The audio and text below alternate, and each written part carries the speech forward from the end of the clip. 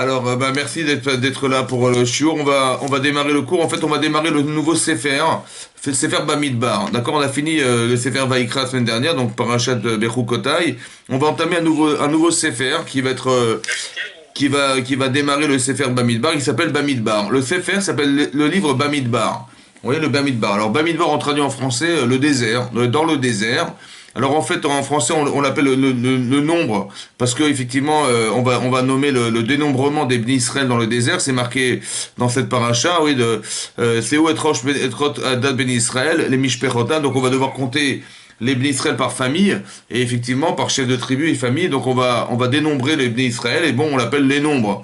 Alors c'est bizarre que ce livre s'appelle dans le désert, ouais, ou bien dans les nombres. Ça veut dire qu'il y a soit le dénombrement qu'on va faire des enfants d'Israël, soit on va l'appeler le désert parce qu'effectivement le passage qui démarre en disant Vaïdaber Hashem el Moshe Bamidbar Sinaï, dans le désert du Sinaï. Donc on fait appel au Sinaï, au désert du Sinaï. Et bon, c'est vrai qu'il y a une certaine forme de logique. Bonjour Daniel. Il y a cette forme de logique où on voit que tous les Sfarim de la Torah, ils démarrent par, ils s'appellent au nom des premiers psukim, Bereshit, Bar Elohim, Shemot, et les Shemot Ben Israël. Donc à chaque fois, il y a Vaïkra, Vaïkra el Moshe, pareil, à chaque fois, on voit qu'il y a une certaine forme de logique où le Sefer s'appelle au nom des psukim qui vont entamer la première paracha de ce livre, du Sefer. Et donc on l'appelle ici Bamidbar. Mais qu'est-ce qu'il y a de spécial dans le désert, dans le Midbar? Alors, on va essayer de réfléchir pourquoi ce Sefer s'appelle Bamidbar et qu'est-ce qu'il y a de spécifique dans le Midbar. Alors, d'abord, il faut savoir que les parachutes qui ont précédé, oui, on voit que on est passé, on a fait des cours pour expliquer que on est passé de la Emouna, ouais, de la Emouna d'Akadosh Baruch Hu, donc de la croyance en Dieu, de la croyance en Akadosh Baruch Hu, au bitachon, à la confiance qu'on lui donne. Et on a expliqué qu'il y avait une véritable différence entre la Emouna, la confiance que j'ai d'Hachem et la croyance en Hachem. Alors on a expliqué que tous les miracles de Yetziat Mitzrayim et tout ce qui s'est passé en particulier en Égypte, ouais, indépendamment de tout ce qu'on a vécu après, si vous voulez, dans le désert et dans l'ouverture de la mer Rouge, ça va faire appel à la croyance en Hachem. On pourrait ne pas croire, ouais, et là on est obligé de croire. Ça veut dire qu'on ne peut pas nier le fait qu'Hachem il ait fait des choses extraordinaires pour le clan Israël. Ouais, que Chamou, même les peuples des nations du monde ont entendu ce qui s'est passé en Égypte. Ils ont été estomaqués devant la capacité qu'avait Hachem de nous sortir d'Égypte, chose qui était un peu... Aucune nation au monde n'aurait pu faire la guerre contre l'Égypte à l'époque, et aucune nation au monde n'aurait pu se battre, vu le niveau de sorcellerie qu'il y avait à l'intérieur de ce pays, ouais, et qui fait sa force en fait. Et donc on voit qu'il y avait une puissance économique, une puissance militaire et une puissance spirituelle très très intense en Égypte. Et donc personne n'aurait imaginé qu'on puisse sortir d'Égypte. Et qu'est-ce qu'a fait Hachem? Ouais, on a fait appel à Moshe Rabbeinu pour le sortir d'Égypte, et donc en sortant d'Égypte, Hachem il nous a fait des miracles fantastiques. Donc on va pas renier. Donc ça c'est la Emouna, c'est ce qui va nourrir cette Emouna là. La Emouna c'est la croyance en Hachem. On va croire en lui parce que voilà, il a fait des miracles extraordinaires pour nous sortir d'Égypte, autant qu'il nous en a fait pour l'ouverture de la mer Rouge.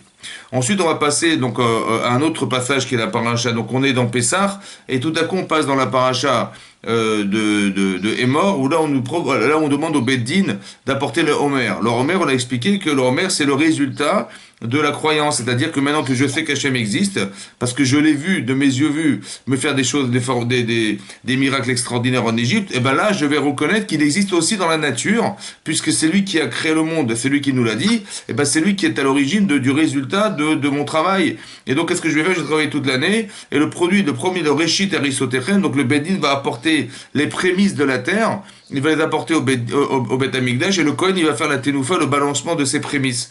Et en fait, c'est la reconnaissance que Hachem, il est à l'origine de toute toute la providence de la réussite de mon entreprise, et qui va faire que maintenant je remercie Hachem, je reconnais, je suis Mahami, donc j'exprime ma reconnaissance vis-à-vis d'Hachem parce que je crois en Dieu. Ensuite, il y a la paracha qui va suivre, c'est la paracha de Béar, où là, on va dire, tu vas travailler 1 an, 2 ans, 3 ans, 4 ans, 5 ans, 6 ans, 7 ans, tu t'arrêtes. Et là, on va faire appel au bitachon, c'est-à-dire la croyance en Hachem. C'est-à-dire qu'on va se dire, mais comment on va pouvoir subsister dans une année où on a rien de quoi manger, parce que tout ce qui nous reste, ben, c'est ce qu'on a pu récolter la 6e année. Et là, hein, il y a soit le bitachon b'Hachem, qui est exprimé par le fait que ben j'ai pas de questions, moi j'ai confiance en Dieu, j'ai une confiance totale, et ben le peu que j'aurai, je m'en contenterai et je vivrai avec. Et on verra qu'il y aura une bracha spéciale pour ceux qui croient en Hachem fondamentalement et ceux qui ont confiance et qui ont l'assurance d'avoir confiance, c'est que le peu qu'ils auront, ça suffira pour 3 ans. D'accord, l'année que va produire la sixième année de récolte, elle va suffire à 3 années. Ouais, tout tel que je l'ai reçu, je recevrai tel que j'ai reçu. Et c'est mitbarer betor meav, ça va se bénir dans l'intérieur de ses entrailles. La personne, elle va manger 100 grammes, c'est comme si elle avait mangé 500 grammes. Voilà. Ça veut dire que 3 années sont concentrées dans un an, mais en termes de qualité de production et pas en termes de quantité de production. Ou bien, si je me pose la question de savoir, mais comment je vais faire? Ouais, nochal bashana shevit, comment on va faire pour subsister la septième année alors qu'on ne laboure pas et qu'on ne sème pas? Alors Hachem dit, Tsiviti et Birkati, j'ai ordonné ma bracha et vous aurez 3 ans de récolte en une année. Donc là, on verra de nos yeux vus un miracle, un miracle. Mais ce miracle, en vérité, il est né de la carence qu'on a eue de ne pas forcément croire en lui, puisqu'on pose la question. D'accord? Comme ça explique Tosfano, et c'est comme ça Mashma de Rashi, que Rashi dit au départ que si vous avez confiance en moi, alors vous shaftem la vétar, vous résiderez en sécurité en Israël. Vachaltem la sova, vous mangerez rassasié. Et donc cette formule-là, elle permet de comprendre que finalement on mangera la rassasié. Rachid dit que ça sera betor me'av, à l'intérieur des entrailles. On ne verra pas la bracha, elle ne se verra pas, elle est cachée. Et on a expliqué que la bracha cachée, elle est toujours plus forte que la bracha réelle. C'est-à-dire que ce que vous savez pas, ouais, parce que je confesse en Hachem, ça ne se verra pas, mais ça va être mitbarer, ça va se bénir à l'intérieur de soi-même. Alors que lorsque je le vois, hein, je le vois, donc j'ai vu qu'il y a eu 3 ans de récolte. Et et le fait de voir, c'est moins important, c'est moins révélateur de la spiritualité que le contraire, puisque j'ai posé la question. Ensuite, on nous fait passer dans une autre dimension du bitachon, c'est le désert. Ouais. Qu'est-ce que c'est que le désert? Alors, vous avez compris que là, Bamidbar, ouais, c'est marqué au début de la paracha de Bamidbar, Vaidaber Hashem el Moshe Bamidbar Sinai. Qu'est-ce que c'est que le Midbar? Le Midbar, c'est un désert. D'accord? Et le désert, c'est le néant. Le désert, c'est ce qui n'a pas de...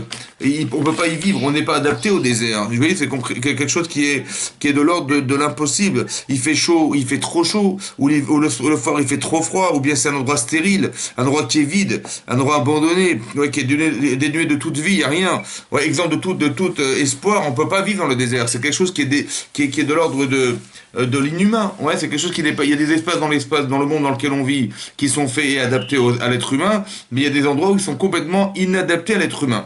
Et on nous demande de suivre Hachem dans le désert.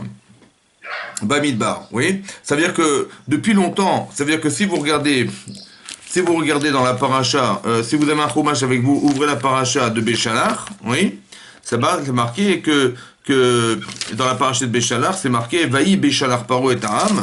Ça va? Donc en fait, on devait... Paro nous a renvoyé du pays d'Égypte, et Hachem a vu qu'on ne pouvait pas subsister pour accepter de faire la guerre, puisqu'on devait forcément monter en Israël directement en sortant d'Égypte. Et qu'est-ce qui s'est passé là-bas? Hachem a dit, mais ils vont devoir se confronter au Pélishtim, mais ils vont devoir faire la guerre. Et on a peur qu'ils ne seront pas adaptés psychologiquement à devoir faire la guerre, et donc ils vont accepter de retourner en Égypte. Et là, donc Hachem, il va faire un détour. Vaïsev Elohim et Aram Bederech Amidbar. Vous avez vu ce qui est marqué là-bas? C'est marqué, Hachem nous a fait faire un détour dans le désert. On devait passer par le désert. D'accord? Donc c'est marqué clairement dans la paracha de Béchalach que de toute façon, on devait passer par le désert. C'est pas quelque chose, vous voyez, c'est aussi marqué donc dans le désert, mais ce qui nous paraît étonnant, c'est que au départ, quand on a vu le désert dans la Torah, oui, les Bnei Israël devaient passer 1 an dans le désert. Ça veut dire qu'on devait passer cette période de notre vie dans le désert pour pouvoir recevoir la Torah dans le désert. Et après, mais on voit que dans la paracha comment on veut dire, que qu'est-ce qui a fait que finalement on est resté dans le désert? Ouais, finalement on est resté dans ce fameux désert. Alors si vous ouvrez la paracha de Aïkev, là-bas, de Shelach Lecha, donc on est paracha de Shelach Lecha dans Sefer Bamidbar, oui, donc on est Perek Yud Dalet. Si vous ouvrez la paracha Perek Yud Dalet, voilà, Perek Yud Dalet, dans Perek Yud Dalet, Pasuk Avav. Là-bas, c'est marqué, si vous ouvrez la paracha là-bas, c'est marqué comme ça. Je lis la paracha, c'est marqué comme ça. Donc on est parachat Shelach Lecha, Perek Yud Dalet, Pasuk Avav. Vaidaber Hashem el Moshe vel Aaron lemor, Ad matai la'ida hara azot, asher ema melinin alai. Parce que ce qui s'est passé, les Meraglim, Donc ils ont eu pour mission d'aller explorer la terre d'Israël, et en revenant, ils ont dépeint la terre d'Israël, ils ont fait du Lachon Hara sur la terre d'Israël en la décrivant comme une terre dans laquelle on ne pourra jamais vivre, parce elle est jonchée de géants, et etc. Ça, c'est un endroit où on pourra jamais gagner la guerre contre ces géants, ni contre Amalek, ni tout qui la compose. Et donc c'est marqué qu'Hachem a dit, jusqu'à quand cette Aïda, donc cette assemblée-là, qui était les Meraglim, Asheremam Elinim Alay qui se plaignent contre moi, et Telunot Ben Israël, Asheremam Elinim Alay Shabarti. J'ai entendu des plaintes contre moi. Et c'est marqué, il est mort Alayhem, dis-leur. Donc Hachem dit, Chayani, je jure, dit Hachem, Neum Hachem, Imlo Kacher di Bartem Beoznai, Ken Eiselachem. Comme j'ai entendu à mes oreilles, ouais, Ken Eiselachem, je ferai sur vous. Bamid Barazé. Voilà, Bamidbar, dans ce fameux désert, Yiplou Pigrechem, tomberont vos cadavres, Vechol Pekudechem, et tout le dénombrement, Vechol Misparchem, Mi Ben Esrim Shana Vamala, tous les gens qu'on dénombrera depuis l'âge de 20 ans et plus, Asher Elitem Alay, vous qui vous êtes plein contre moi, Imatem Tavou la Aretz, Asher Nasati Etiadi, les Shachem Netrem, si vous êtes capable de pouvoir monter dans la terre d'Israël que j'ai promis, ouais, les charrettes que j'ai promis de résider là-bas, Kiim Kaleb Benifone Ushua Benoun. Il n'y a que 2 personnes dans cette génération qui pourront rentrer dans la terre que j'ai promise, qui seront Kaleb Benifone et Ushua Benoun. Vetapechem et vos enfants, Asher Amartem la Boz Hiye, que vous avez dit vont être pris en captivité, et Vioti Otam, moi je les amènerai là-bas, Veido Taharetz Asher Mastemba, et eux connaîtront la terre que vous avez dénigrée et que vous étiez dégoûté d'elle. Ou Pikrechem Asher Yiplou Bamin Barazé, et vos cadavres qui tomberont sur cette terre, ou Benechem Yura Bamidbar Arbaim Shana. Et là, donc, c'est marqué clairement que vos enfants devront paître dans ce désert Arbaim Shana. Venasu et Zenutechem. Et eux, ils vont porter et Zenutechem, ce qui a été votre décadence à vous. Ad Tom Pigrechem Bamidbar, jusqu'à ce que termine vos cadavres dans ce pays, dans ce désert. Donc, on voit que finalement, ça devait durer 1 an, et ça a duré 40 ans dans le désert. Voilà, et on a vu que ce désert, donc pourquoi Hachem, il a d'abord choisi le désert, et pourquoi Hachem, il nous a fait carrément toutes ces pérégrinations, toutes les étapes qu'on a dû passer, ouais, pour expier cette faute des Meraglim, les gens qui n'ont pas cru en Hachem, ouais, qui n'ont pas eu confiance en lui, on va dire, eh ben eux, ils sont décédés dans le désert, ils sont tous morts dans le désert. Seules 2 personnes qui ont vécu cette génération ont pu rentrer en Israël, et les enfants, avant 20 ans, eux, ils ont pu rentrer en Israël, ils ont pu avoir ce mérite. D'accord? Mais alors c'est quoi cette histoire du désert? On a vu avant, déjà depuis bien longtemps, c'était prévu qu'on rentre dans le désert. Dans la parachate de Shemot, si vous devez la parachate Shemot, au début de la parachate Shemot, là-bas c'est marqué dans le Perek Gimel, là-bas, Perek Gimel Pasuk Aleph, oui, quand Hachem s'adresse à Moshe Rabbeinu, il lui dit la chose suivante. Donc c'est marqué là-bas, hein, voilà. C'est marqué là-bas, au Perek Gimel, donc Parashat Shemot. J'ouvre avec vous en même temps, je vous parle, j'ouvre avec vous. Hein. Donc c'est marqué là-bas comme ça. C'est marqué Perek Gimel, voilà, Pasuk Aleph, c'est marqué où Moshe Ayaroe Etson Yitro. Alors que Moshe était en train de faire le troupeau de Yitro, Chodno, donc qui était Yitro Chodno, Kohen Midian, qui était le beau-père de Moshe Rabbeinu, qui était Kohen Midian, prêtre de Midian, Vein Hag et Atson, il dirigeait le menu bétail à Haramidbar. Après le désert, Vayavo el Har Elokim Choreva, et on voit qu'il devait arriver dans cette montagne d'Hachem Choreva qui était Chorev. Donc on voit qu'on devait de toute façon retrouver le désert, ouais, le jour du mont Sinaï. Autant que Hachem a dit à Moshe Rabbeinu, tu vas être accompagné aussi par les Ziknei Israël, et vous direz à Paro qu'on va se déplacer Shloshet Yamim Bamidbar. Encore une fois, il a dit, de toute façon, on devait passer par le Midbar. Shloshet Yamim Bamidbar, donc il a dit à Moshe, il va dire à Paro, et fais-toi accompagner des Ziknei Israël, que vous allez vous sortir d'Égypte et vous serez à 3 jours de marche, Bamidbar, dans le désert. Il fallait passer par le désert. Donc on voit que le Midbar, c'est quelque chose qui pèse dans la paracha, qui était une chose importante. De toute façon, c'était prévu qu'on passe par le désert. En fait, il était prévu qu'on reste 1 an dans le désert. Oui. On ne devait pas partir en Israël directement, on devait passer par le désert pour recevoir la Torah dans le désert. C'est ce qu'a dit Hachem. Depuis le départ, il a dit Hachem à Moshe Rabbeinu qu'on devait se retrouver dans le désert, ouais, de Chorev, donc qui était le Sinaï, le mont Sinaï. Et Hachem apparaît dans le désert du Sinaï, c'est là-bas qu'il apparaît. Alors c'est intéressant de voir, ouais, ça rejoint un peu ce qu'on a dit la fois dernière, que plus un homme s'investit dans sa vie, moins il a de chance de voir Hachem. C'est extraordinaire. Et plus on est tributaire de ce que on va devoir subir, ouais, et plus Hachem peut apparaître. Vous comprenez ça? C'est très important, vous compreniez ça. C'est-à-dire qu'il y a une dimension inversée des choses. Que plus on s'investit soi-même dans quelque chose, et moins Hachem apparaît dans nos vies. Et plus on est tributaire, parce que dans le désert, il n'y a pas de quoi vivre, on ne pourra pas subsister dans le désert, donc on va appeler une autre dimension qui est le désert, c'est-à-dire le midbar, quelque chose dans lequel il y a aucune possibilité de survivre, et c'est là qu'on voit qu'Hachem il apparaît le maximum dans nos vies. Est-ce que vous comprenez ce principe? Ça veut dire que c'est très intéressant de voir que plus on est tributaire d'Hachem, et plus apparaît Hachem dans nos vies. Ça veut dire que tributaire, ça veut dire qu'on est dans l'incapacité à pouvoir gérer nos existences, parce que dans le désert, qu'est-ce que tu veux faire dans le désert?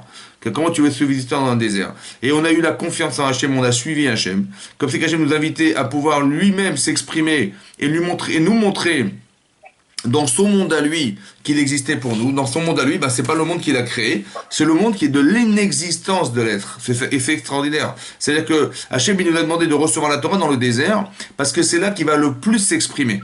Pas là où je peux moi survivre, mais là où je ne peux pas survivre, là où je n'ai aucune capacité humaine à pouvoir exprimer ce que je suis, c'est là qu'Hachem il va le maximum s'exprimer pour moi, parce qu'il sait pertinemment que je suis complètement inadapté à l'endroit où je vis, parce que le désert c'est le désert, ça veut dire qu'il n'y a aucune végétation, il y a des akravim, il y a des serpents, comme c'est marqué dans la Torah, dans Parashat Ekev, là-bas, c'est un endroit que Nora, Gadol Venora, quelque chose de grand et redoutable, où ne se trouvent que des serpents et où ne se trouvent que des akravim, des scorpions, donc un endroit qui n'est pas susceptible de pouvoir y vivre. Vous comprenez? Et c'est dans cet endroit, explicitement là-bas, qu'Hachem va nous demander de descendre. Et là-bas, il va nous dire, ayez confiance en moi, et vous allez voir vous allez survivre là-bas. Il y aura la laine et kavod, il y aura laquelle sera des colonnes de nuit qui vont nous protéger des animaux sauvages et des animaux dangereux. Ouais, l'endroit le plus terrible au monde, c'est le désert. Là où personne ne veut vivre, vous comprenez? Et ces endroits ont été créés aussi pour pouvoir permettre à Hachem de s'exprimer complètement. Comment il s'exprime Hachem? Pas dans ce qu'il a créé, mais dans l'espace où là, l'homme ne pourra pas survivre. Vous avez compris? Et c'est là qu'Hachem il va intervenir et nous montrer qu'il existe pour nous. Mais il faut encore être capable de passer la porte. C'est-à-dire de passer la porte de la croyance. Pas de la confiance, pas de la croyance. On croit en Dieu, mais on croit en Dieu, on croit dans ce qui est possible. Mais on ne croit pas dans ce qui est impossible. Et là, on nous dit faire appel à un bitachon. C'est-à-dire, non seulement tu vas arrêter de travailler Shabbat, tu es boter Bachem, donc 52 fois dans l'année, tu vas t'arrêter. D'accord? Non seulement tu vas t'arrêter Shabbat, mais 52 fois dans l'année, mais en plus tu vas t'arrêter tous les 7 ans carrément une année. Et là on te demande de rentrer dans le désert. Vous avez compris? Ça veut dire que dans un désert, ça veut dire que tu vas survivre dans quelque chose qui est normalement pas possible. Alors on fait appel à autre chose. Bien sûr que humainement ça ne s'entend pas. Ce discours il n'a pas de sens. Mais il n'a pas de sens parce que de façon corporelle il n'a pas de sens. Parce que on a un corps, évidemment que c'est contraire. Lorsque la Torah nous dit Manochal Bashana Shevit, quand on se pose la question de savoir mais comment on va survivre la 7e année puisqu'on n'aura pas de quoi, qu'est-ce qu'on va devoir manger puisqu'on ne pourra ni semer ni labourer. C'est vrai, on va se poser la question. En fait cette question elle vient du gouffre. C'est parce que tu as un corps que la question se pose. Si tu avais une neshama sans corps, tu n'aurais pas de question. Alors, comme c'est qu'on voulait nous demander de rejoindre cette partie de soi, et cette partie de soi, elle n'est pas corporelle. Et donc, effectivement, pour que on puisse l'atteindre, il y a des étapes. D'abord, tu vas accepter la bracha d'Akadosh Baruch Hu. Donc ton corps, il va voir que Hachem, il est avec toi parce que tu as des brachot, tu as de la slacha, tu as de la réussite, et ça contente ton corps grâce à Dieu, parce que tu crois en lui, parce que tu as confiance, alors ça va s'exercer. Mais à un moment donné, il faut être capable de dépasser cette dimension. C'est peut-être ça la dimension du midbar, la dimension du désert, que tu vas apprendre la Torah dans le désert, là où il n'y a pas de matière, là où tu vas pouvoir nourrir, là où se trouve le plus Hachem en fait, là où tu vas nourrir quelque chose qui est plus que ton corps, qui est quelque chose de beaucoup plus spirituel et plus profond. Ça peut expliquer aussi pourquoi tout à coup Rabbi Shimon Bar Yochai, il a décidé de s'enfermer dans une grotte. Il a décidé de s'isoler, vous avez compris? Il a décidé de s'enfermer dans un endroit où il n'y avait plus rien d'autre que lui-même. Et Hachem, il est obligé de lui faire un S. Il part avec rien, vous comprenez? Il part dans son désert à lui. Il part dans son désert, et beaucoup de tzadikim, ils se sont complètement isolés dans leur vie. Alors il faut être à la madriga, parce que c'est pas simple, c'est contre nature, c'est inhumain ce qu'ils ont fait. Mais quelque part, ça peut avoir un sens si on est au niveau de l'accepter. Parce qu'Hachem, il se trouve dans le désert, vous comprenez? Dans l'endroit où il n'y a pas d'autre chose autour de soi qui peut être une forme d'influence contraire à ce qu'on va vivre, qui n'est que rien d'autre que de soi-même. Ça veut dire qu'il y a deux genres d'espace. Il y a un espace dans lequel l'homme va survivre, l'homme va vivre, et il y a un espace dans lequel il est impossible de vivre. Et ces deux espaces ont un sens. Seul le premier, eh ben, c'est celui que tu vas exercer dans ta vie de tous les jours. Ça veut dire d'exercer voilà, de l'agriculture, ton travail. Tu ne peux vivre qu'avec les éléments qui ont été composantes de la création du monde, c'est-à-dire la végétation, comment dire, les végétaux, les minéraux, tout ça, tout ce que tu vois autour de toi, bah, ça te permet d'exister. Il y a un autre espace qui est plus spirituel. Tu vas rentrer dans le désert. Tu vas rentrer dans comment dire, dans quelque chose où il n'y a rien d'autre que toi-même. Lorsque je vous ai dit une fois que quand Yaakov il voit Esav arriver, eh ben c'est marqué dans la Torah, Veivater Yaakov Levado. Il s'est retrouvé seul. Seul, ça veut dire qu'il n'y a rien d'autre avec lui. Rien d'autre autour de soi. Il n'y a aucune forme d'influence. On existe par soi-même. On est capable de pouvoir s'introduire dans soi-même, faire cette forme d'introspection où il n'y a rien d'autre que soi et soi-même. Il y a toi et tes actes, toi et tes choix, toi et le résultat de ce que tu es devenu. Et là, tu vas commencer à réfléchir. Mais il y a une forme de désert dans l'homme. Vous avez compris? Et c'est là que tu es le plus profond et c'est là que tu es le plus engagé. Ouais, c'est là que tu es le plus avec Akadosh Baruch Hu. Voilà, plus que dans le reste, plus dans ce que tu vas voir. Parce que dans ce que tu vas voir, tu vas t'enfermer dans l'image. Et là, on n'est plus dans une image, il n'y a rien, c'est le désert, il n'y a rien à voir. Et donc, tu es plus enclin à pouvoir accepter la shrina sur toi-même et accepter la Torah Behemet. Behemet, c'est sous aucune forme d'influence autour de toi. C'est peut-être l'idée du Midbar. C'est un endroit où on ne peut pas vivre, mais où il y a une existence personnelle qui est plus engagée et qui est plus spirituelle que dans celle que tu vas devoir consommer pour remercier Hachem. Tu vas faire une bracha avant de manger et tu vas faire Birkat Hamazon après avoir mangé. C'est une façon de vivre, c'est vrai, c'est une façon d'engager ta vie. Il y a peut-être une autre façon beaucoup plus profonde, c'est celle de voir où il n'y a plus rien.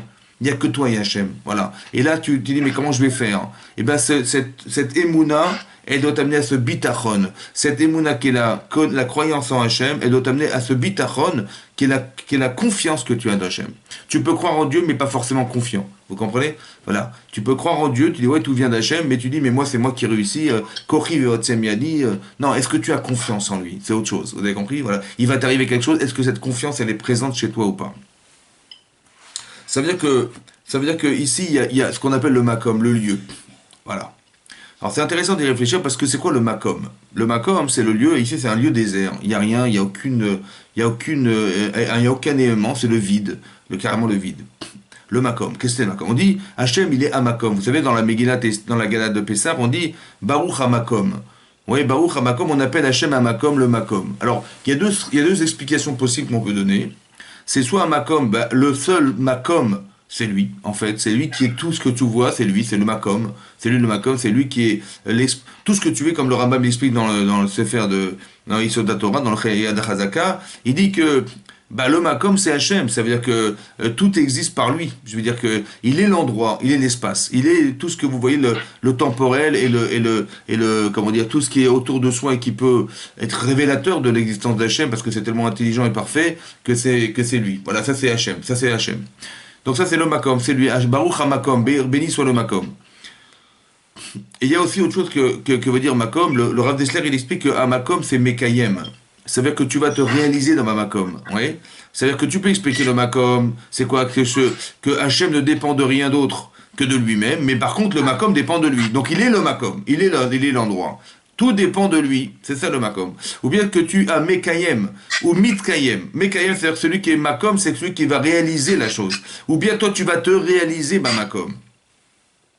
Ça veut dire que quoi? Ça veut dire que où que tu ailles dans le monde, tu vas te rendre compte que les gens qui vivent au bord de la mer ne sont pas les mêmes gens qui vivent au nord disons, au bord de la mer, des patients qui vivent au centre d'un pays, ou bien qui vivent dans des endroits où il n'y a pas d'océan. Voilà, tu peux vivre de la richesse de la mer, donc tu es un marin, tu vis autour de la mer, il y a souvent le soleil, donc ça change ton tempérament, ça change ta mentalité, ça change ton caractère, ça change ta façon de cultiver ta vie, d'accord? C'est le makom, d'accord? Et tu verras que des gens qui vivent en Angleterre n'ont pas la même faculté à penser que ceux qui vivent en France, et ceux qui vivent en France ne vivent pas comme ceux qui vivent en Allemagne, et ceux qui vivent en Allemagne ne sont pas comme ceux qui vivent en Italie, etc., etc. Vous avez compris, en Espagne, pareil. Mais en vérité, c'est le makom qui fait l'être. Vous comprenez? C'est l'endroit qui va avoir une influence sur toi et qui va moduler ta façon d'être en fonction de l'endroit où tu vis. Les gens dans le sud de la France sont plus souriants, sont plus vivants. Les gens qui vivent dans le nord sont plus cartésiens, sont plus renfermés parce que le temps, le climat, il a une influence sur la personne, autant que l'environnement a une influence.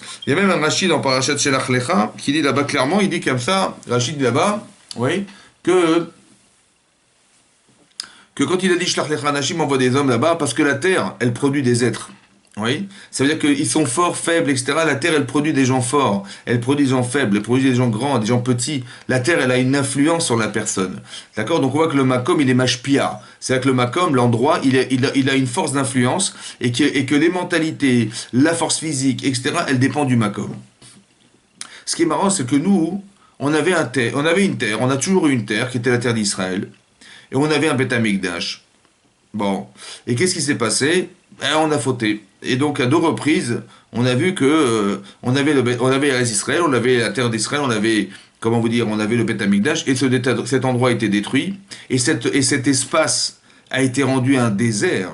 Ouais, la terre d'Israël est devenue un désert, qui est complètement, alors qu'elle était fertile, elle est devenue complètement stérile, c'est une terre stérile, où il n'y avait que des marécages, et c'est marrant, c'est devenu un désert, que Hareva, Yerushalem, la terre, Yerushalem a été complètement rasée, ouais, par les Romains et par les Perses, et donc on a dû partir en exil. Et on s'appelle des Juifs errants, c'est-à-dire qu'on est des Juifs qui ont dû partir, s'exiler dans toute l'Europe, dans toute l'Afrique. On trouve des juifs partout, quoi. C'est incroyable. On est des juifs errants, finalement. On n'a pas de terre, et on n'a pas d'endroit, on n'a pas de makom. Maintenant, comment on peut rester juif malgré tout? C'est ça qui est extraordinaire. Ça veut dire qu'on nous a demandé, ouais, de faire en sorte de rester malgré tout ce que nous sommes dans le makom où on vit. Alors, il y a 2 choses importantes à comprendre. Soit tu t'assimiles dans l'endroit où tu vis, parce que tu t'adaptes. Ça fait partie de l'influence que le makom a sur toi.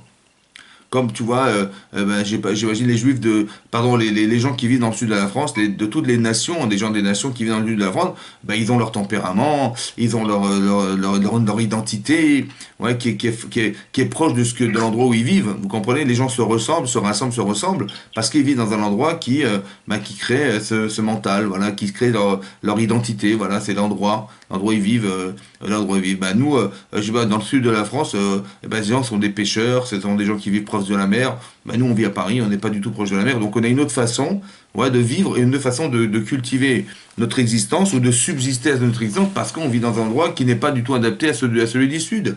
Donc on a des tempéraments différents, une identité différente et une façon de fonctionner différente. En fonction du makom où tu vis, tu t'adaptes. Mais le problème, c'est que si tu t'adaptes au makom où tu vis, tu risques de perdre ta Torah. Vous avez compris? Tu risques de perdre ton identité. Tu risques de perdre tout ce que tu veux parce que c'est toi qui vas tomber sous l'influence. On nous demande d'être le makom. Vous comprenez? C'est ça qui est important que vous compreniez. C'est que on va traverser des étapes dans nos vies et que comme si qu'on était dans le désert. C'est nous qui allons tout construire. C'est ça? C'est nous qui allons tout façonner. Alors ça peut entraîner 2 choses. Écoutez-moi bien. Soit on va s'assimiler chas shalom et on va tomber dans l'antisémitisme. Ça veut dire que quand on fait des avérotes, on devient goy. Alors le seul rempart, c'est de dire que le goy va me dire que je suis un sale juif. Soit je vais rester juif malgré tout dans l'endroit où je vis, ouais, malgré l'influence. Et là, je vais amener un autre antisémitisme. C'est que les juifs sont partout. Voilà, on s'est imposé là où on est. On existe là où on est resté malgré tout juif, et ça dérange. D'accord? Parce qu'on n'est pas capable de pouvoir s'assimiler à l'endroit où on vit. On est resté malgré tout juif. Comme c'est qu'il fallait comprendre que l'histoire du désert, l'histoire de la Emouna qu'on a pu avoir en Égypte et le désert qu'on a pu traverser, nous a permis de construire une identité juive très très forte. Ouais. Mais non, cette identité juive, en vérité, soit je l'accepte, c'est-à-dire c'est moi qui impose ce que je suis dans l'endroit où je vis. Ouais. Donc je crée des synagogues, je crée des batés midrashos, je crée des endroits où la Torah va vivre, malgré la galoute, malgré l'exil. Ou alors je dis je tombe dans l'exil. Mais ces deux antithèses-là, elles vont créer forcément quelque chose qui va être une animosité aux yeux des autres. Soit on va être pris dans le piège de l'assimilation, mais donc on va assimiler, mais on resterait malgré tout juif aux yeux des autres. Soit on reste juif malgré tout, ouais, mais on est partout. Vous comprenez? On dérange parce qu'on est juif et on s'assimile pas. On est des gens qui affirmons notre judaïsme, et ça dérange les gens qui ne sont pas comme nous et qui voudraient donc de toute façon, il y a quelque chose qui va se créer. Jusqu'à quand? Jusqu'à ce qu'on soit passé par toute la terre entière. Vous allez voir des juifs en Amérique, des juifs, je ne sais pas moi, en Australie, des juifs en Afrique du Sud, des juifs en Afrique du Nord, des juifs en URSS, en Hongrie, en Chine. Partout, il y a des juifs partout. En Chine, partout, il y a des juifs. Mais on doit partir partout. On est des gens errants. Mais qu'est-ce que ça veut dire? C'est-à-dire que là où tu n'as pas accepté d'être Makom, tu vas recréer le Makom. C'est toi qui vas devoir passer et devenir ce que tu as refusé d'être. Vous avez compris? Pourquoi je vous dis ça? Parce que dans la paracha de cette semaine, regardez, ouvrez la paracha de Bamidbar. Donc dans le Pérec bête, dans le deuxième chapitre, au début du deuxième chapitre, c'est marqué, donc on est au début du deuxième chapitre, ouais, dans Pesach Aleph. C'est marqué, Vaïdaber Hashem el Moshe, a dit Hashem el Moshe vel Aaron est mort en disant, Ish al diglo beotot le bet avotam. Ish, un homme, al diglo, sur son déguel, sur son étendard, sur son drapeau. Beotot les bet avotam. Beotot, selon les signes de la maison de leur père, Yachanu, ils camperont, béni Israël, les enfants d'Israël. Mineged, Saviv, les Oel Moed, Yachanu. Donc autour du Oel Moed, ils vont camper. D'accord? C'est quoi cette histoire de dégalim? Ouais, il y a marqué dans la Torah que on nous a formés et on nous a installés avec des drapeaux autour du Aaron Kodesh, et donc on devait être autour du Aaron Kodesh, et c'est comme ça qu'on se déplaçait et qu'on campait dans le désert. Alors Rachid dit Beotot, c'est quoi Beotot? Rachid explique, c'est quoi les signes en fait? Kol degel, yeloot. Il faut que dans chaque drapeau, il y ait un signe. Mapat zvuat luyavo. Il y avait un drap, sa voix, donc qui était coloré, luyavo, qui était suspendu à ce bâton, qui était le drapeau en fait. Donc le tsov shelze, la couleur de l'un n'était pas la couleur de l'autre. En fait, à quoi correspondaient les couleurs? Elles correspondaient aux pierres qui étaient sur le rochen. Vous savez que sur le rochen, il y avait des pierres précieuses qui avaient des couleurs différentes, mais sur chaque pierre, il y avait le nom gravé de chaque tribu. Et donc chacun, il pouvait savoir exactement où se positionner dans le désert, parce que la couleur du drapeau correspondait à la pierre du rochen qui correspondait à son nom. Seva Shekol Echad Avno qui voit le rochen. Rachid explique que chaque couleur, ouais, elle était correspondante à la pierre qui était gravée sur le rochen, sur le pectoral. Ou Mitorkar Yakir Kol Echad Echad et Diglo. Donc chacun pouvait reconnaître son déguel, son étendard. Davar Acher, ouais, Beotot les Betavotam. C'est quoi Otot les Betavotam? Rachid et Beot, Shema Salem Yaakov Aviem, Kishenasu ou Mitzraim. En fait, c'est quoi l'ordre, dans quel ordre on devait placer les Bnei Israël dans le désert? Dans l'ordre qui était celui qui avait choisi Yaakov Avinu. Chez ma sœur, qui avait transmis Yaakov Avinu, Aviem, chez Nassau, Misraim. Lorsque on a dû porter le cercueil de Moshe Rabbeinu, de Yaakov Avinu, pardon, en Israël, alors il leur a demandé de se placer d'une certaine manière. Chez Neymar, Vayarasu, Banav, Lo, Ken, Kacher, Tzivam. Et alors, ils ont fait exactement comme Yaakov leur avait ordonné. Yehuda, Vissachar, Ezvulun, Beisaou, Minamizrach, que Yehuda, Issachar, Ezvulun, ils devaient se placer et de porter du côté de l'Est. Reuven, Shimon, Vegad, etc., Benarom, dans le sud, Kedaïta, Mimtudat, Trouva, dans le Midrash Trouva. C'est-à-dire que celui qui avait ordonné, parce qu'en fait, le Midrash Rabbah de poser la question là-bas, Moshe a dit, mais comment je vais pouvoir les déplacer dans le désert? Là, il va vouloir être au nord, l'autre au sud, comment je vais faire? Il dit, non, t'inquiète pas, Moshe, Yaakov, il a déjà fait le travail, il leur a dit comment il devait se déplacer lorsqu'ils ont pris son cercueil, ils l'ont déplacé de l'Égypte en Israël, et ben dans le même, comment dire, à petite échelle mais à grande échelle, c'est comme ça que ça se passera dans le désert. C'est ça qu'il leur a dit Yaakov, donc t'inquiète pas, ils savent exactement quelle est leur position dans le désert, la même que celle qui avait désigné Yaakov Avinu à ses enfants lorsqu'ils ont dû le porter de l'Égypte en Israël.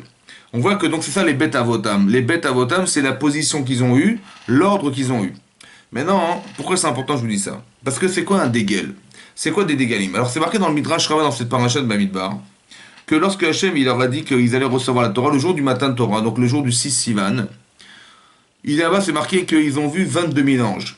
D'abord, ils ont vu des anges dans le ciel, le jour du matin de Torah, qui étaient ordonnés de telle manière que c'était magnifique à voir. Ça va? Et donc ils ont vu des anges qui avaient des fonctions chacune différentes. Chacune une fonction, c'est que chaque ange avait une fonction différente. Mais c'était tellement merveilleux à voir. Ouais, il y avait 22 000, il y a marqué 22 fois 10 000 ribots d'anges. Et ça, ils ont vu ça, c'était fantastique à voir. Et ils ont été mis avim, les dégalim.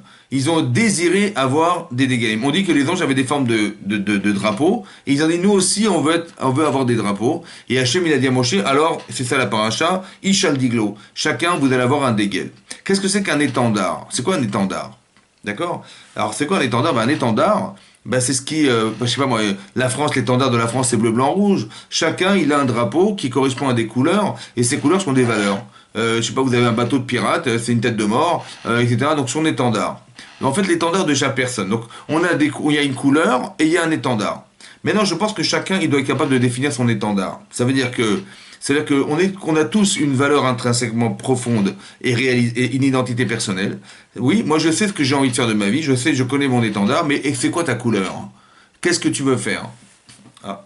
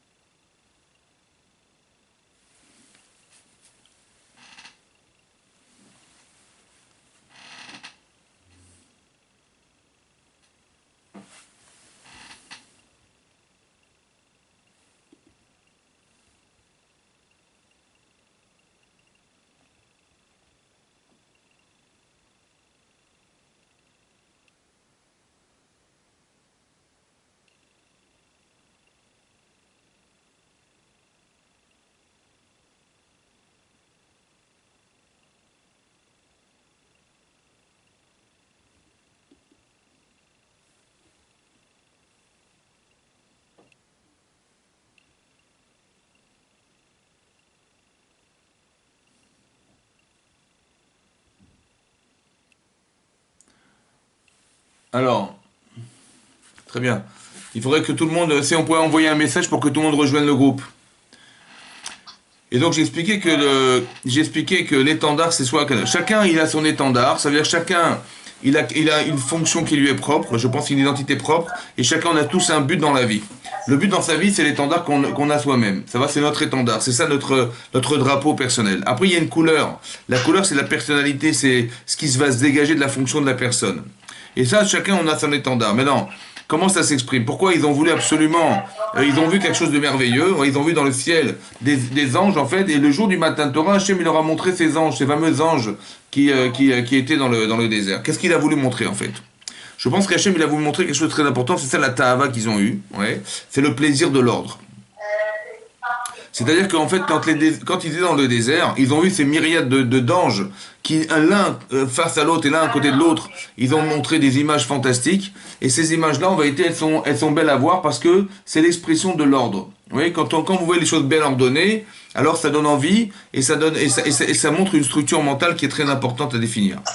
Maintenant, pourquoi c'est important que je vous dise ça? Parce que c'est quoi le seder? C'est quoi l'ordre? En fait, le Rav Dessler, il parle de l'ordre, ouais, que lorsqu'on est dans le désert, il a fallu d'abord voir ces anges, et après on a reçu la Torah.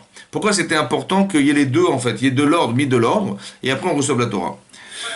Parce qu'en fait, dans l'ordre, il y a trois choses à comprendre. D'abord, il y a la beauté de l'ordre. Oui? Quand vous voyez, par exemple, les jardins de Versailles, vous voyez les jardins français, ou ce qu'on appelle les jardins français, ouais, vous voyez comment c'est... vous voyez... Vous pouvez envoyer le message à Meir pour le cours. Voilà, qui comprennent qu'il faut refaire le cours. Il faut remettre le lien.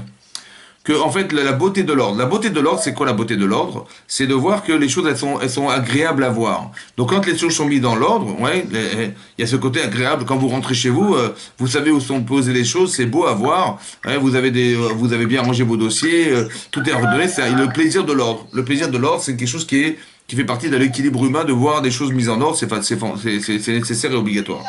Après, il y a le côté pratique de l'ordre. Ça veut dire que quand vous cherchez quelque chose, vous savez exactement où il est. Si vous cherchez un dossier, vous savez qu'est-ce qui est marqué dans ce dossier et qu'est-ce qu'il y a dedans, et vous savez où est-ce qu'il se trouve parce que c'est là que vous mettez les dossiers des factures, c'est là, le dossier, je sais pas moi, de vos photos, c'est là, le dossier de etc. Chaque chose est à l'ordre, dans son ordre. Vous n'allez pas mettre vos lunettes, vous allez les mettre sur votre chevet et pas les mettre dans le frigidaire parce que c'est pas logique. Vous savez, il y a la logique de l'ordre, c'est-à-dire que le côté pratique de l'ordre. Vous savez exactement où sont rangées les choses et ça qui est démonstrateur. Comme une fois quelqu'un si vous pouvez éteindre les micros, juste parce que j'entends des bruits derrière, que en fait, vous allez vous rendre compte, une fois, il y a une histoire qui est racontée qu'il y a un père de famille, il a envoyé son fils à la yeshiva, ouais, et donc il a été lui rendre visite à la yeshiva. Et lorsqu'il a été rendre visite à la yeshiva à son fils, il est arrivé là-bas, il a vu le Rosh Yeshiva, donc le Rosh Yeshiva qui était présent, il a dit, j'aurais voulu voir mon fils. Il dit, bah, je suis désolé, il est en pleine étude, on peut pas le déranger. Alors il a dit, ok, d'accord, alors laissez-moi voir sa chambre. Bon, alors il est monté dans sa chambre, la chambre de son fils, il est rentré là-bas, il a regardé, il est ressorti. Et le Rav lui a dit, mais pourquoi vous êtes rentré voir? Il a dit, ben j'ai ouvert son armoire et je voulais voir comment les choses étaient rangées. Est-ce qu'il avait bien mis ses chemises à leur place? Est-ce que ses tricots de peau sont bien à leur place, etc. Son pantalon, il est bien rangé. Et quand tu es dans l'ordre, alors j'ai dit, bon, mais il est bien dans sa tête.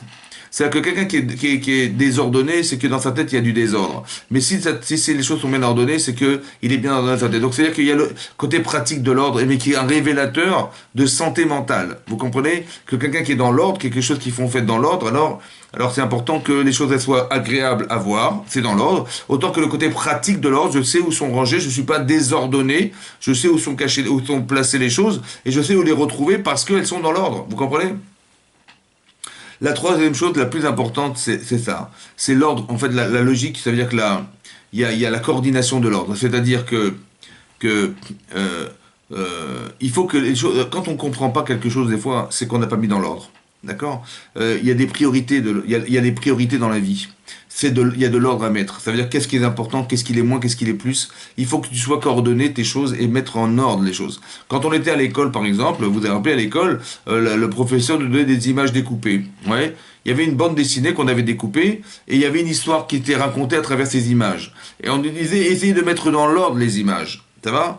Donc de mettre dans l'ordre, ça veut dire de retrouver la chronologie de l'histoire, les séquences qui vont l'une après l'autre et mettre de l'ordre. Donc ça veut dire qu'il y a autre chose qui est encore plus important, c'est l'ordre mental. C'est-à-dire qu'il y a une logique dans la chose. Il y a quelque chose qui va faire que si tu ne sais pas mettre en ordre les choses, comment tu vas pouvoir étudier la Torah? Comment tu vas comprendre Hachem si tu ne sais pas comprendre le sens de l'ordre des choses? Ouais, être ordonné dans ta vie, dans ta tête, dans ta tête. Donc il y a la beauté de l'ordre, il y a la pratique de l'ordre, le côté pratique de l'ordre, et il y a le côté mental de l'ordre, qui est le plus important, c'est que tu saches coordonner les choses, mettre à leur place, savoir organiser dans ta tête les choses pour qu'elles puissent se vivre de façon cohérente et de façon logique. Vous avez compris, ça c'est l'ordre. Donc c'est important que les choses soient faites. Et donc qu'est-ce qu'on a fait avant le matin de Torah, avant qu'on ait donné la Torah, Hachem il a dit, je vais vous montrer les anges. Et vous allez voir comme c'est beau à voir. Ouais. Et qu'est-ce qui est beau en vérité? Qu'est-ce qui est beau? Indépendamment des couleurs, c'est comment c'est coordonné et comment c'est bien coordonné qui font que c'est ça la beauté. Vous comprenez? Et donc on a créé le plaisir de l'ordre, on a créé la coordination de l'ordre et on a créé la logique de l'ordre. Voilà, les trois intégrés. À partir du moment où on a vu ça dans le désert, alors on peut recevoir la Torah. Il y a Gemara dans Shabbat, la Gemara dans Shabbat, elle dit là-bas, ouais, qu'il y a un jour un rave, il a dit à ses élèves, il a dit on va, et fermez les micros parce qu'il y a du bruit s'il vous plaît. Et là-bas c'est marqué que la Gemara elle dit là-bas dans la Gemara dans Shabbat, elle dit là-bas qu'un jour un rave, il a dit à ses élèves, voilà on est vendredi, demain on va se retrouver dans la clairière, ouais, dans la forêt là-bas, et vous allez, et on va étudier là-bas ensemble. Alors, Yvnoum, il y a marqué Limdum et Avanim. Oui, Limdum et Avadim, et Rachid traduit Sidrum et Avadim. Il a dit préparez les pierres là-bas parce qu'elles sont mouxées, donc préparez-les vendredi pour qu'on s'assoie dessus en rond comme ça, et je me mettrai au milieu, au centre, et puis je vais pouvoir donner cours le Shabbat dans la forêt. Il y a marqué Limdum et Avanim. Et Rachid dit Sidrum. Il y a marqué en araméen Limdum, ça veut dire quoi? Ordonner les. Donc ça veut dire que là il y a une allusion dans la Gemara, qu'en araméen le mot Seder en hébreu, il veut dire limoud en hébreu, en araméen. Limdum, ça veut dire sidrum, organiser les pierres. Mais le limud à Torah, c'est la première chose à comprendre, c'est que si tu sais étudier la Torah, c'est bien, mais si tu sais pas coordonner dans ta tête les choses, vous avez vu, il y a le Shulchan Aruch, c'est quoi le Shulchan? C'est la table dressée. Il y a plein de connaissances à avoir, mais comment tu vas organiser la connaissance? Mais comment tu vas faire où se trouve chaque chose? Quand tu vas refaire tout le chasse pour savoir où est marqué dans la. Alors on te dit non, il faut écrire le Shulchan Aruch, c'est que on va coordonner les halachot qui vont déterminer toute la Torah Kula en termes d'halakha. Et donc chaque chapitre que tu cherches à savoir, tu cherches dans le Shulchan Aruch, tu vas le retrouver. Donc c'est bien ordonné, d'accord? Et c'est bien structuré, de façon à ce que tu puisses retrouver ta halakha dans le Shulchan Aruch. Vous avez compris? C'est-à-dire que l'ordre était fondamental. Donc ça veut dire qu'au fond de ça, ça veut dire qu'on doit être capable de voir comme c'est beau l'ordre. D'accord? Et à partir du moment où on a compris que l'ordre était magnifique, alors on a pu apprendre la Torah, et là, on a pu étudier la Torah et la mettre en ordre. Mais cet ordre-là, en vérité, il s'est fait dans le désert. Pourquoi dans le désert? Parce que c'est dans le désert où tu n'as plus d'autres ressources que celle de faire confiance en Hachem, parce que comment tu vas survivre dans le désert? Et là, tu vas voir qu'Hachem il va te faire des miracles, il va tomber de la manne, il va y avoir, on va te protéger d'un kavod, et c'est paradoxal, mais c'est incroyable, que plus tu as d'éléments pour toi, et moins Hachem peut intervenir. Et moins tu as d'éléments à ta charge, et plus Hachem va intervenir. C'est incroyable, extraordinaire. Ça veut dire que le désert, en vérité, c'est ça que ça a dû faire. Ça a dû permettre au Israël de voir la présence divine, ouais, et c'est de la présence divine. Et non seulement. Et c'est incroyable parce que, pourquoi je vous dis ça? Parce que dans le désert, en fait, c'est l'antithèse du Olam Haba, c'est-à-dire que du Gan Eden. Dans le Gan Eden, quand Adam Arishon était dans le Gan Eden, il avait rien à faire, vous comprenez? Il y avait tout ce qu'il voulait, il y avait les anges qui préparaient à manger, il y avait tous les arbres fruitiers de la terre entière, il avait rien à faire d'autre que se rattacher à Kadosh Baruch Hu, mais il avait aucune activité, on va dire entre guillemets, qui était d'ordre physique. Oui, il y avait la shrina, il y avait tout ce que vous voulez. Et quand il a fauté, il a entraîné la mort, et etc. Et a priori, cette formule, elle n'a pas fonctionné. C'est-à-dire qu'on t'a tout donné, mais il a été capable de renier Hachem, entre guillemets. Ça va? Par contre, dans le désert, c'est l'inverse. Comme si que la capara de la faute, c'était de se retrouver dans le désert. Vous comprenez? L'expiation de nos fautes, c'est de dire, quand tu es dans l'opulence, malheureusement, un jour, tu oublies Hachem. Et qu'est-ce qu'on va faire? On va te retrouver dans le désert. Ça veut dire que tu vas comprendre un jour que le désert, il t'a servi à quoi? À comprendre que c'est là où il y a moins qu'il y a plus. C'est incroyable, hein? C'est là où il y a moins d'affaires, parce que là, tu peux plus rien faire, tu vas te consacrer à ta vie au spirituel. Parce qu'il n'y a plus rien, il n'y a pas de végétation, il n'y a rien du tout. Vous comprenez? C'est un petit peu, entre guillemets, sa façon d'exister ton Shabbat. et ta façon d'exister dans la 7e année de la Shemitah, et ta façon de vivre, en vérité, ton judaïsme dans ce désert. Mais autrement dit, ça vient comme ça. De dire que nous ne sommes pas des humains, c'est pas possible. Donc on est des humains, on est des êtres humains. On ne peut pas vivre sans matérialité. Mais d'un autre côté, tu vas comprendre que dans ton matériel, il faut que tu saches que tu es dans une forme de désert. C'est-à-dire qu'il y a des goïms autour de toi, il y a des influences. Pour toi, c'est le désert. C'est quoi le désert? C'est de dire non, c'est moi qui vais créer le Makom. C'est pas le Makom qui va me créer. Vous comprenez? C'est toi qui vas créer le Makom. C'est toi qui vas faire que le Makom existe. Comme la Gemara dit dans Ta'anit, elle dit là-bas que le mont Sinaï, pourquoi on l'appelle le mont Sinaï? Parce qu'un jour, Hachem, il s'est révélé sur cette montagne. Et donc, il a donné la Torah. Maintenant, après que la Torah a été donnée sur le mont Sinaï, qu'est-ce que c'est que le mont Sinaï? Ben, c'est redevenu la petite montagne banale qu'elle a toujours été. Alors pourquoi il s'appelle le mont Sinaï? Parce que pour nous apprendre une leçon. C'est pas la montagne qui a fait Hachem. C'est Hachem qui a fait la montagne. Vous comprenez ce que je veux dire? On l'appelle le mont Sinaï pas parce qu'elle est la montagne, et que grâce à la montagne, ben, Dieu il a été révélé sur le mont Sinaï. C'est l'inverse. C'est Hachem qui a donné un sens à cette montagne. C'est pour ça qu'on l'appelle le mont Sinaï, parce qu'Hachem il s'est révélé sur cette montagne. C'est pour t'enseigner une chose importante. C'est jamais le Makom qui va te faire. C'est toi qui dois être influent sur l'endroit où tu vis. C'est-à-dire que la Torah a été donnée pour quoi faire? Pas pour que tu t'assimiles à l'endroit où tu vas vivre, parce que c'est ça la galoute. L'exil, c'est quoi l'exil finalement? L'exil, bah, c'est que tu vas sortir de chez toi, tu vas sortir de tes repères, parce que manifestement là où tu vis, bah, ça marche pas. Un petit peu comme Adam Arishon, là, manifestement là où je trouve au Gan Eden, bah, ça marche pas. Ça veut dire il va fauter. Alors Hachem dit, écoute, il vaut mieux que tu sortes d'ici. Pas parce que je te punis de sortir de là, c'est parce que l'endroit où tu vis n'est pas susceptible de te supporter. Alors qu'est-ce que tu vas faire? Ben, il vaut mieux que tu ailles ailleurs, en espérant ailleurs retrouver l'endroit où je t'ai mis au départ. Vous comprenez? Ça veut dire que même l'exil n'a eu de sens pour dire que si manifestement on faute là où on se trouve, c'est qu'il y a un niveau d'exigence qui est tellement important qu'il vaut mieux qu'on sorte de là pour notre intérêt personnel et qu'on se reconstitue ailleurs. Parce que là-bas, là où je vais me trouver, j'aurai la nostalgie de ce que j'ai perdu. On n'est plus en Israël, on a la nostalgie, on n'a plus de la Shrina, on n'a plus le Beth Amikdash, et c'est là qu'on va faire Tisha B'Av, et c'est là qu'on va pleurer ce qui nous manque, vous comprenez? Et dès l'instant où on va pleurer ce qui nous manque, c'est là qu'on aura reconstruit ce qui nous manque. Et là, après, on pourra retourner là, effectivement, où on était au départ. C'est un peu pareil, Moshe Adam Arishon, là où il se trouve, il faute, c'est-à-dire qu'il va manger, il va pas suivre l'ordre divin. Alors Hachem me dit, écoute, c'est dommage, parce que là, il y a un tel niveau d'exigence ici, que tu n'arrives pas à l'atteindre, alors il vaut mieux que tu sortes de là. Il vaut mieux que tu sortes de cet endroit. Donc, chasser Adam du Gan Eden, c'est pas de punir, c'est quelque part le réadapter là où il est le mieux pour lui, c'est-à-dire sur la terre. Et là, il va retrouver, il va faire teshuva, et là, il va se rendre compte de ce qu'il a raté, et donc il va essayer de retrouver le jardin d'Éden toute sa vie, et pas seulement lui, mais tous les gens qui vont vivre sur la terre, pour retrouver ce qui nous a un jour manqué, c'est-à-dire le Gan Eden. Mais comment ça va se formuler? Peut-être ça va se formuler à l'extrême limite inverse. C'est que je t'ai tout donné, je t'ai donné tout. Les anges, les trucs, la terre, les fruits, tout ce que tu avais pour toi. Et manifestement, là où tu as tout, tu ne sens pas la présence divine. Parce que quand je te demande de ne pas manger du Hetzada, et que tu manges, c'est que manifestement, je n'étais pas là. Vous comprenez? Alors tu vas le retrouver ailleurs. Là où il n'y a rien pour toi, c'est-à-dire qu'il n'y a plus de désert, il n'y a plus de végétation, il n'y a plus rien. Comment tu vas faire? Là, tu vas faire appel à Hachem. T'as pas le choix, hein. Tu vas faire appel à Hachem. Donc, ce qui t'a manqué au départ, parce que quelqu'un qui faute, en fait, c'est que Hachem n'était pas présent.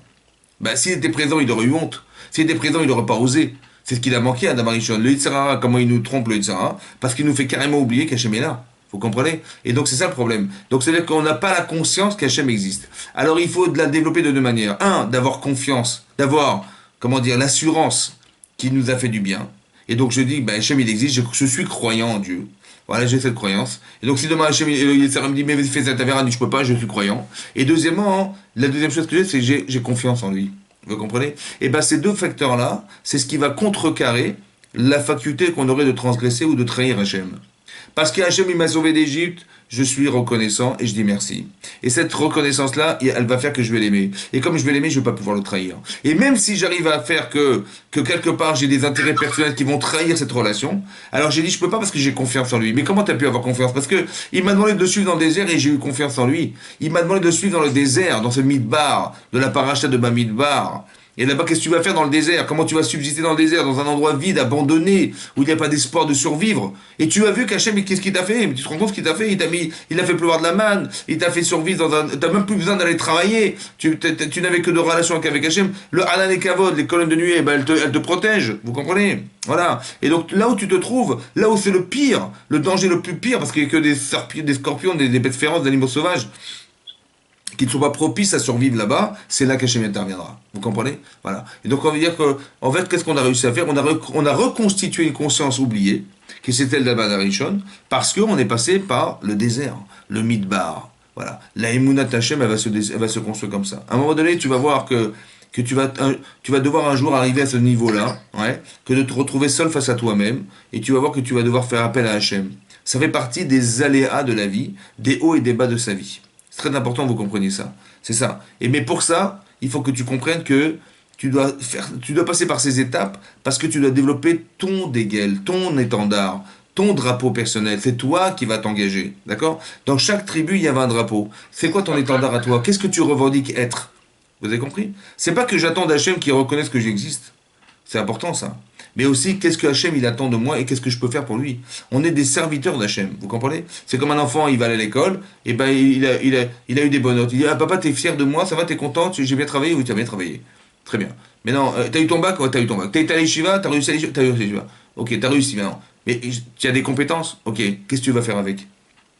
Tu as un dégaine maintenant, c'est quoi ton étendard? C'est ça? Quelle est ta couleur? Quelle est ta personnalité? Quelles sont les facettes de ta vie qui ont fait de toi un être différent? Qu'est-ce que c'est ta couleur à toi?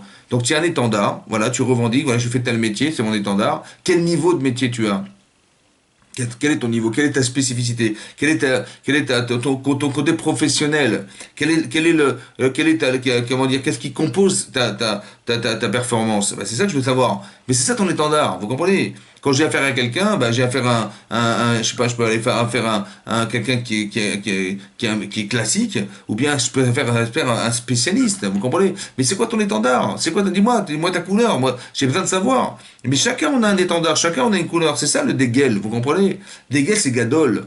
C'est quoi ta gadloute? C'est quoi ton déguel? C'est quoi qui fait de toi un être grand? Voilà. Et c'est dès l'instant que tu te définis personnellement, oui, tu te définis que là tu deviens intéressant. Qu'est-ce que Hachem il peut faire de toi dorénavant? Voilà. Maintenant tu as fait des études, tu as fait des études. Qu'est-ce que la société, qu'est-ce que tu peux faire dans la société? Comment on peut utiliser tes compétences? Comment Hachem il peut utiliser ce que tu es devenu? Tu es devenu un tzaddik. Comment Hachem il peut utiliser ce que tu es devenu? C'est ça la vodat Hachem, vous comprenez? Mais ça se fait dans une forme de désert. Ça veut dire que tu vas retrouver Hachem dans le désert. Il faut qu'il soit présent dans ta vie, Hachem. Mais où tu vas le trouver? Ben, dans ta vie courante, tu le vois pas. Parce que tout ce que tu fais, tout ce qui existe existe. Et tout ce que tu fais de ce qui existe, ben, c'est toi qui l'a construit autour de toi. Il est où Hachem? Ben, Hachem, il était là. Mais en vérité, tu ne le vois peut-être pas. Tu le vois pas parce que tu te dis, on n'est plus en train de réfléchir à la création du monde, puisqu'elle est créée. Le monde est créé, il est là, le monde, tu vas pas y réfléchir. Mais seulement, il faut que tu saches que déjà ce que ça cache chez lui. Mais quand est-ce que tu vas te rendre compte dans le désert, lorsqu'il n'y aura plus rien, que là tu vas voir que tu vas vivre de façon miraculeuse. En fait, il ne faut pas tomber dans l'image de ce que tu vois, mais de ce que cache l'image. Tu vois, dans le désert, tu peux vivre aussi. L'eau à la lechem levado yichri adam. Vous savez qu'on ne vit pas simplement parce qu'on mange du pain et alcool motsapi Hachem. C'est parce que tout ce que sort Hachem de sa bouche, ça veut dire la volonté d'Hachem. On ne vit que par sa volonté. Mais tu ne le vois pas, tu ne le sais pas. Parce que tu dis, si je mange, je vis, si je mange pas, je ne vis pas. En fait, tu vis par une volonté, c'est ça. Maintenant, comme on n'est pas capable de vivre dans cette dimension-là, alors on va faire une bracha avant, et on va faire une bracha après, avant de manger. Parce que tu vas reconnaître qu'Hachem, il t'a donné le bien. Baruch ata Hachem, que c'est lui qui est la source de cette bracha. La source de ce que tu manges chez lui. Et tu dis, je reconnais et je remercie Hachem. Et à force de reconnaître et remercier Hachem, tu vas voir que ta imuna va grandir. Et à un moment donné, tu vas grandir, mais ta imuna et ton bitachon va grandir. La confiance, tu n'es même plus peut-être pas capable de passer par ça, par la matière. Tu peux reconnaître Hachem sans ça. La preuve, c'est que dans le désert, il n'y a pas de matière. Et tu verras que c'est dans cet espace-là que Hachem, il avait prévu depuis le départ qu'on devait passer par le désert. Vous comprenez? Ça devait durer 1 an, mais finalement ça a duré 40 ans. Mais c'est parce qu'on a fauté que ça a duré plus longtemps. Mais c'était pas l'objectif en fait. L'objectif c'est d'arriver à avoir cette certitude, le bitachon d'Hachem, et que d'arriver devant la terre d'Israël, et qu'effectivement, comme par hasard, il y a des géants là-bas. Comme par hasard, ils sont sur des villes fortifiées. Comme par hasard, il y a Amalek. Comme par hasard, il y a ces peuples très puissants qui se trouvent là-bas. Comme par hasard. Ils sont pas ailleurs, ils sont pas en Iran, ils sont pas en Irak, ils sont pas en Syrie, ils sont en Israël. Pourquoi ils sont là-bas? Parce qu'en fait, Hachem, ce qu'il aurait aimé, c'est que quand tu arrives au summum de ton bitachon, de ta confiance en lui, tu dois te dire, mais les pauvres, on va rentrer en Israël. Plutôt que de dire, voilà, malheur à nous qu'on soit rentré, on soit arrivé là. C'est-à-dire qu'on devait arriver à un tel niveau de bitachon et de confiance en Hachem, que là, on n'aurait pas dû pleurer. Vous comprenez? C'est ça Tisha B'Av. On aurait dû, cette confiance, elle aurait dû nous permettre de ne pas tenir compte de la réalité. Parce que ce désert, il aurait dû t'apprendre que de toute façon, c'est Hachem qui est derrière tout ça. Et ça aurait dû être suffisamment ancré dans ton cerveau pour faire que quand tu vas rentrer en Israël, tu dis les pauvres, on a Hachem avec nous. Plutôt que de dire, ouais, malheur à nous, comment on va s'en sortir là-bas? Vous comprenez ce que je veux dire? Voilà. On a pleuré à Tisha B'Av alors qu'on a prié à Pessah. On est arrivé devant la mer Rouge, et on était dans l'incapacité à pouvoir entrer dans la mer, ni de traverser le désert, ni de pouvoir refaire la guerre contre les Égyptiens. Et ben le premier recours qu'on a eu, c'est de prier Hachem. Ce qu'on n'a pas su faire devant la terre d'Israël. Quand on est arrivé là-bas, on nous a dit rentrer là-bas, on dit mais comment on va faire? On a pleuré. Mais non, mais c'est là qu'il fallait prier. Pourquoi tu sais prier? Pourquoi tu pries pas? Pourquoi tu ne demandes pas à Hachem, aide-moi? Ouais. Et toi tu croyais que non, tu demandes à Hachem quand tu peux pas, quand tu subis. Bah, tu subis, là, tu es devant la mer Rouge, tu subis un événement, que tu subis de te retrouver face au désert, que tu subis de te retrouver face à l'Égyptien. Et l'armée égyptienne, comment tu vas faire? Bah, tu subis. Quand tu subis, tu sais quoi faire. Tu sais prier. Parce que tu subis. Mais quand on te demande de faire, on te demande de rentrer tout en Israël. Ah, c'est un peu compliqué, là. Il faut faire la guerre soi-même. Comment je vais faire? Et là, je vais pleurer. Non! Il faut pas que tu pleures. Il faut que tu habites à Ron Bachem, que tu te dises, de toute façon, Hachem, s'il m'a demandé, il sait pertinemment qu'on peut pas se battre contre les géants. Comme il savait que tu pouvais pas manger survivre dans le désert, il savait. Après, il t'a demandé de rentrer. Pourquoi il t'a demandé de rentrer dans le désert? Bah, pour t'apprendre qu'un jour tu vas rentrer dans un autre désert. C'est de savoir que le désert, c'est que là, tu pourras pas, il n'y a pas de quoi survivre. Mais tu vas trouver dans des difficultés dans ta vie, où tu as le Yetzirah, où tu as des géants devant toi, tu as des nations devant toi. Comment tu vas survivre là-dedans? Alors tu dis quand même tout, j'habite à Chol Bachem. Je garde mon judaïsme, je coordonne ma vie, je reste juif malgré tout. Et quand je perce le judaïsme, eh ben tu verras que les juifs, les goïms te diront mais t'es un seul juif. Parce que le seul rempart à l'assimilation, c'est qu'on te dise que t'es un seul juif. Et quand tu deviendras juif fortement ancré dans le judaïsme, on te dira mais qu'est-ce que c'est que ces juifs qui nous envahissent? De toute façon, il y aura une forme d'antisémitisme. C'est pour ça que tu vas trouver dans l'histoire du peuple juif que les Israël se multiplient en Égypte. Donc ils ont gardé leur identité juive, parce qu'ils ont gardé leurs vêtements, ils ont gardé leur langue, mais ils dérangent. On dérange, vous comprenez ou pas? C'est-à-dire qu'on dérange jusqu'à quand? Jusqu'à ce qu'on arrive à un niveau où Hachem nous dira, écoutez, c'est bon, vous avez fait le tour de la terre. Toutes les raisons qui vont faire que vous êtes exilés, vous avez fait le tour de la terre. Et vous avez vu que dans toutes les différenciations qu'il y avait dans tous les mécommodes du monde, dans tous les endroits du monde vous êtes adaptés, et dans tous les endroits du monde vous avez su imprimer votre identité, votre dégaine à vous, votre étendard à vous.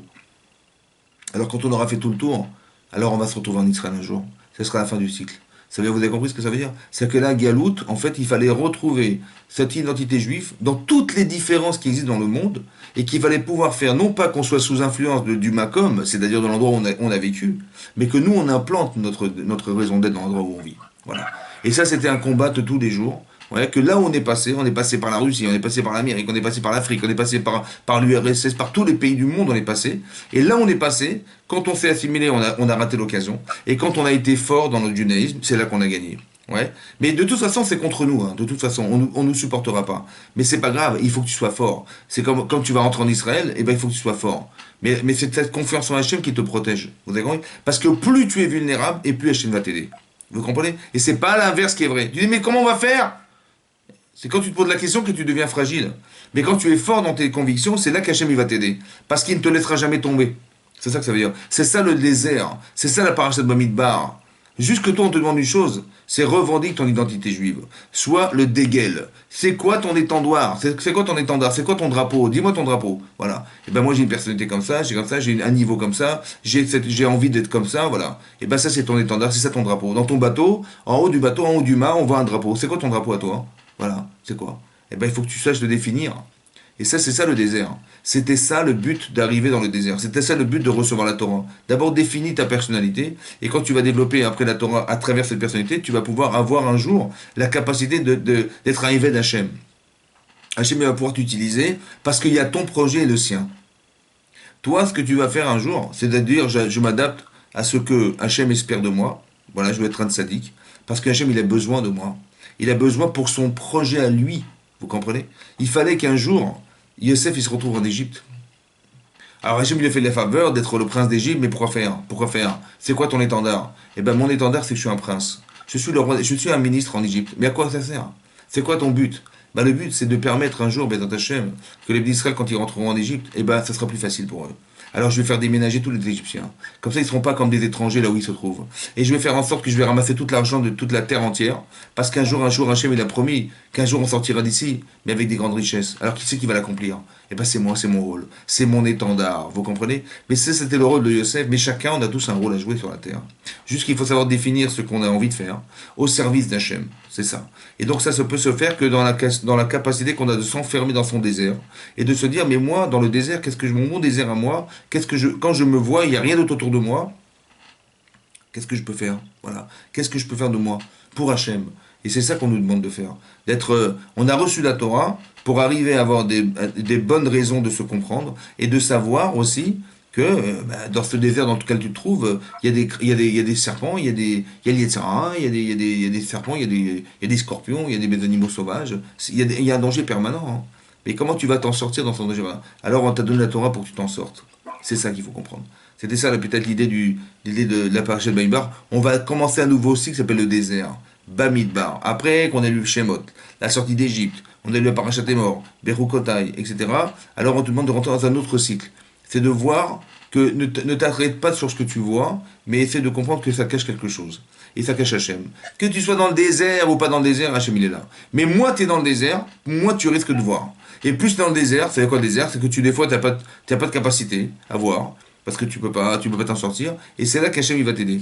Plus on est en difficulté personnelle, plus Hachem il s'engage. On était 70 personnes en rentrant en Égypte, on s'est multiplié, il y a eu l'antisémitisme. Et plus on nous trappait dessus, et plus on se multipliait. C'est-à-dire que c'est complètement incohérent, mais c'est là que tu vois que quand tu es victime des autres, Hachem il t'aide. Mais quand tu penses que tu vas t'en sortir, Hachem il a dit, alors débrouille-toi. Vous avez compris, c'est un peu ça. Donc la présence divine, elle ne se voit que dans l'incapacité que nous avons de l'exprimer. Mais quand tu peux pas l'exprimer, quand tu es devant un mur, alors là, c'est là tu vas faire appel à lui, là, il va t'aider. Mais si tu penses que tu peux t'en sortir, pour ça qu'on est sorti du Gan Eden pour rentrer dans le Midbar. La faculté qu'on a de voir Hachem, ça se passe dans le désert. Là, il n'y a plus rien que lui. Vous comprenez? Il n'y a que lui qui peut t'aider. Et c'est là que tu vas voir, et tu vas avoir cette confiance assurée, et qui va se cristalliser en toi. Donc ça veut dire que, autrement dit, ça veut dire que quand ça va pas, n'aie pas peur, parce qu'Hachem est là. Voilà. Ne perds pas ta confiance quand ça va pas. Parce que c'est vrai qu'on est dans la jungle, on est entouré de loups autour de nous. Ouais, il y a 70 loups qui nous entourent, et nous on est la petite brebis autour de tout ça. Il dit mais comment on va s'en sortir? Ne te pose même pas la question. Parce qu'Hachem il est là. Et c'est lui qui a créé tout ça pour que tu fasses confiance en Hachem et que tu aies confiance en lui. L'assurance que tu vas t'en sortir. Et c'est ça que là tu vas voir la grandeur d'Akadosh Baruch Hu. Voilà, c'est ça l'idée du désert. Et c'est peut-être l'idée des Non, en ce moment, on est un peu dans le désert, là. bah oui, c'est un peu ça. C'est-à-dire que C'est un peu le désert, quoi. le confinement, c'est une forme de désert. Hein. Vous comprenez, on est dans un désert. Et il y a rien qui nous assure que demain ça sera mieux. Et donc, il y a le seul recours qu'on a, c'est de s'identifier à ce que nous sommes et de servir Hachem au mieux possible dans le cadre dans lequel on se trouve, dans le Makom. On doit malgré tout faire exister l'endroit et pas qu'on soit sous l'influence de l'endroit. Voilà. On va pas se perdre parce qu'il n'y a rien à faire dehors. Mais c'est nous qui allons créer notre activité à l'intérieur de nos quatre murs et de faire que le monde existe à l'intérieur de ces quatre murs-là et de développer quelque chose qui pourrait nous permettre d'en sortir un jour grandi et faire qu'on arrivera à la Géoula, les attachés. Chazak, messieurs. Merci beaucoup, Daniel. Merci tout le monde. Merci, Meir. Merci d'avoir suivi le cours. À très bientôt. Au revoir. Au revoir.